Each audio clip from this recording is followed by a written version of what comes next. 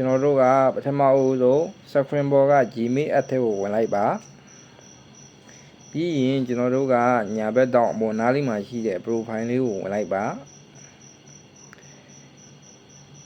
ပြီးလို့ရှိရင်ကျွန်တော်တို့ကဒီမှာ manage your Google account ဆိုတာလေးကိုကျွန်တော်တို့တစ်ချက်ဝင်ရမှာဖြစ်ပါတယ်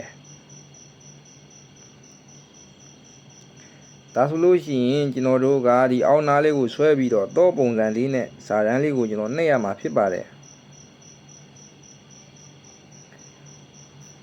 အဲ့ဒီမှာကျွန်တော်တို့ကဒီမှာ password ဆိုတဲ့ဟာကိုနှိပ်ရမှာပါကျွန်တော်တို့ကကိုယ့်ရဲ့ဖုန်းရဲ့ပတ်တန်လေးကိုဝင်ပြီးတော့ဖြည့်ရမှာဖြစ်ပါတယ်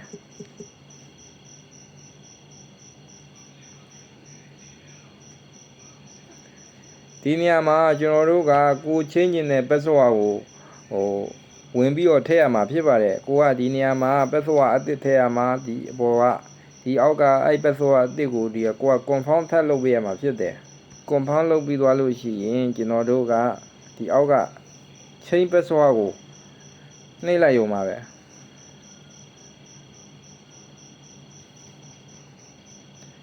ဒါဆိုလို့ရှိရင်ကျွန်တော်တို့ရဲ့ Gmail account ကို password change ပြီးသွားပြီပဲဖြစ်ပါတယ်